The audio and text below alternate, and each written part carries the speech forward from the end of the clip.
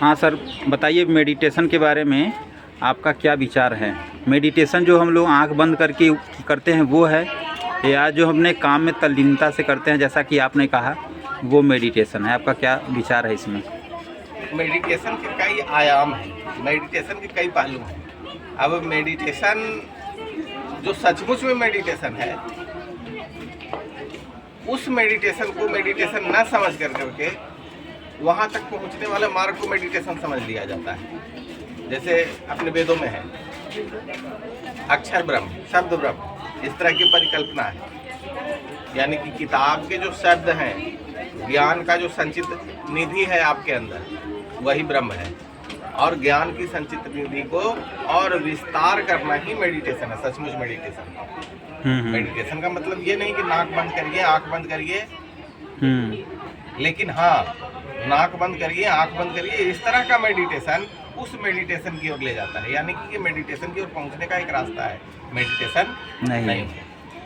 लेकिन जैसे महात्मा बुद्ध ने आनापानसति और इसका वर्णन किया है कि सांस प्रश्वास पे ध्यान दिया जाए, और ये ध्यान जो है मतलब हमारे मन को शांत करता है, इस तरह की बातें कही गई है। या तो हमारे चित्त में जो भी विचार उठ रहे हैं उसके बाद उसका अवलोकन किया जाता है ताकि सेल्फ एक्चुअलाइजेशन या सेल्फ रियलाइजेशन की ओर बढ़ा जाए। तो उसके बारे में आपका क्या कहना है? सेल्फ एक्चुअलाइजेशन और सेल्फ रियलाइजेशन व्यक्ति की एक विशेष अवस्था है, जिसमें व्यक्ति बाहरी वातावरण से अपने आप को मोड़कर अंदर की ओर ले जाता है।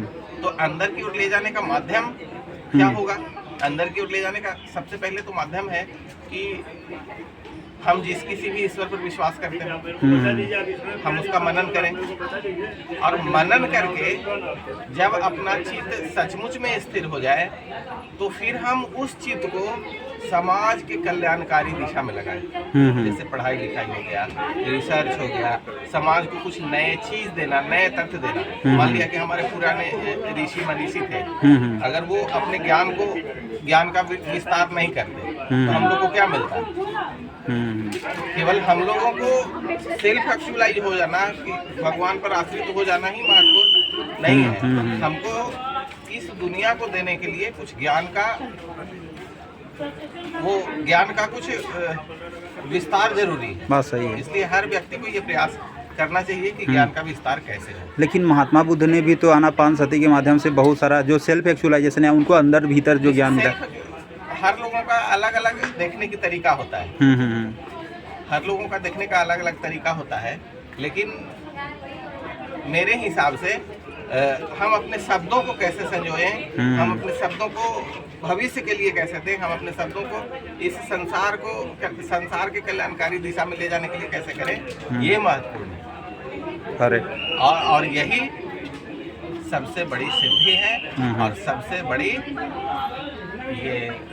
सबसे बड़ा सही बोले, पूजा पाठ है, सही, सबसे बड़ा सही बोले संन्यास है। बात सही है कि मतलब संन्यास का मतलब है कि सर्वस्व का, जैसे गीता में कहा गया है, संन्यास मतलब सर्वस्व का न्यास, मतलब त्याग करना संन्यास नहीं है, बल्कि मतलब जो है संसार में के कल्याण के लिए काम करना। हाँ सही बात है। वो केवल अध्ययन अध्यापन से ही हो सकता है।